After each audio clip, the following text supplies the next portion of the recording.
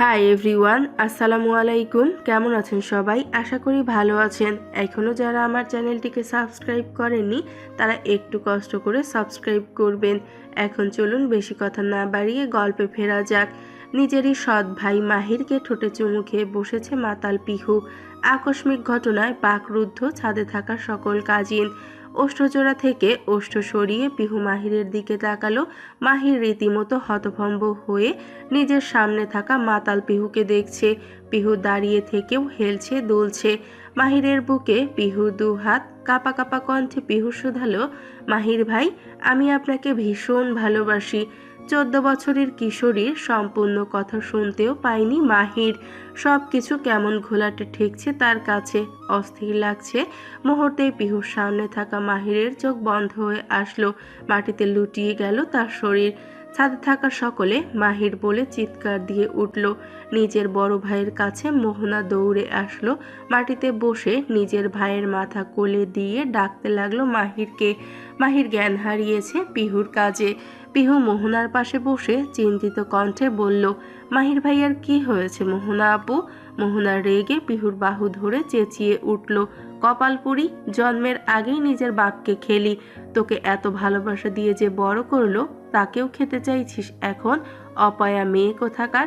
পিহু মুহূর্তেই কেঁদে উঠল মোহনার কথা শুনে। আমি সত্যিই মাহির ভাইয়াকে অনেক ভালোবাসি মোহনা আপু। আমি মাহির ভাইয়ার খারাপ চাই না। কথাগুলো বলা শেষ হতে না হতেই পিহুর গালে কষে এক চড় মারল মোহনা।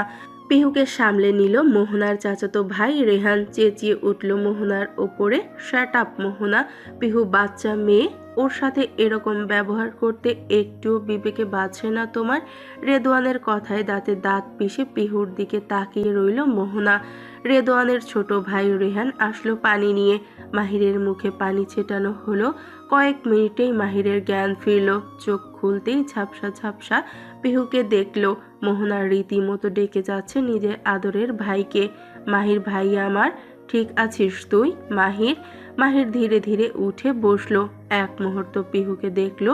পিহুর চোখের পলক ঝাপটিয়ে অসহায় মুখে মাহিরকে দেখছে। মুহূর্তেই মাহির কিছু না বলে পিহুর গালে কষে এক চড় মারল। পিহু হতভম্ব হয়ে তাকালো মাহিরের দিকে।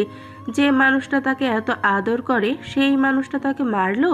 পিহুর ঠোঁট ভেঙে কান্না আসলো। চেঁচিয়ে উঠল, সবাই খারাপ, মাহির ভাইয়াও খারাপ। এই দুনিয়ায় কেউ আমাকে ভালোবাসে না। ফুপিয়ে ফুপিয়ে কেঁদে উঠল পিচ্চি মেয়েটা। মাহির দাঁতে দাঁত পিষে দেখল পিহুকে। রাগে মাহিরের গা জ্বলছে। মুহূর্তেই পিহুর আরেক গালে থাপ্পড় মেরে বসলো। পিহু এবার হতভম্ব হয়ে গেল। মাহির রাগে দাঁতে দাঁত পিষে বলল, একদম আমার সামনে এই মেয়েদের রং ঢঙের কান্না দেখাতে আসবি না। ভালোবাসার কি বুঝিস তুই? বেয়াদব, নির্লজ্জ, বেহায়া মেয়ে কোথাকার। এসব নাটক করতে হলে আমার সামনে আসবি না তুই, ইডিয়েট কোথাকার। মাহির মুহূর্তেই উঠে দাঁড়ালো। কাজিন সবাইকে ঠেলে ছাদ থেকে চলে গেল। মাথাটা গরম হয়ে আসছে তার। আজ রাতটা পার হলে তার বড় বোন মোহনার বিয়ে, কিন্তু আজ কি ঘটনাটাই না স্টুপিডটা করে বসলো। মাহির ভাইয়া ভীষণ রাগ করেছে আমার উপর। রেদওয়ান ভাইয়া আমার সাথে আর কথা বলবে না উনি। কান্না করতে করতে চেঁচিয়ে বলল পিহু কথাগুলো। রেহান তার পাশে বসলো। বড়দের মতো শাসিয়ে বলল, তোকে কি আমরা স্টুপিড শুধু শুধু বলি? তুই কি কাজটা করলি জানিস?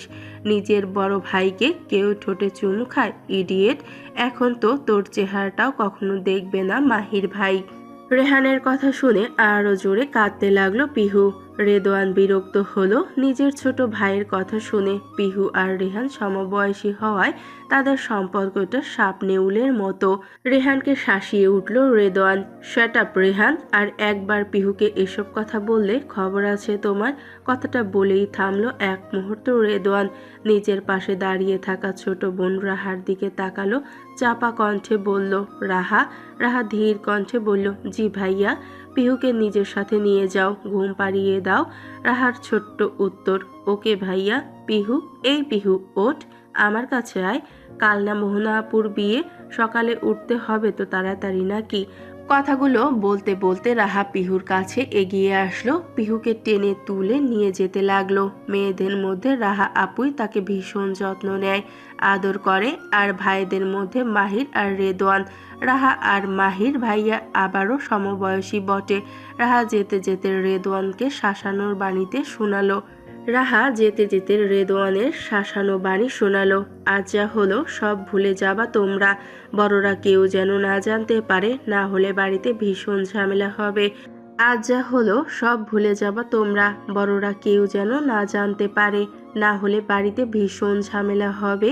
সকালের তখন 11:45। পিহুকে বিছানা থেকে টেনে তুলছেন বড় চাচি রাশেদা বেগম।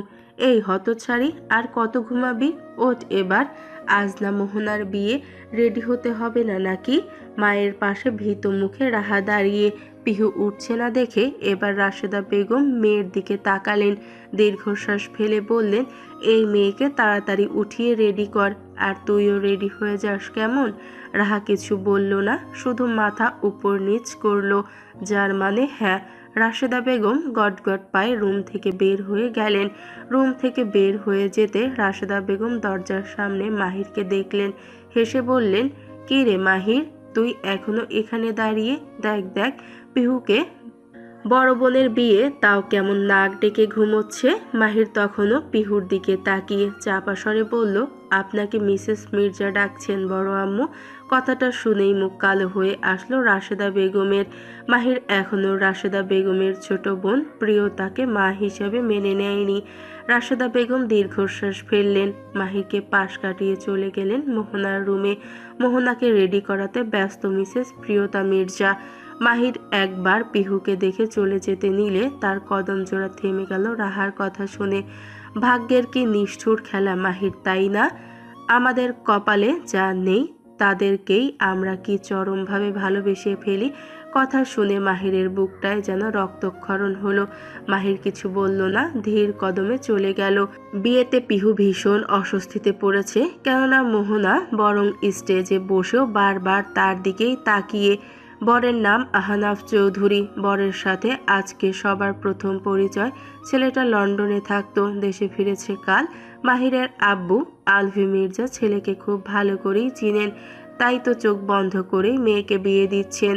কাজী সাহেব বিয়েটা পড়ানো শুরু করতেই ছেলেটা কেমন অস্থির হয়ে উঠেছে। মোহনা কবুল বললেও আহনাফ কবুল বলতে পারছে না।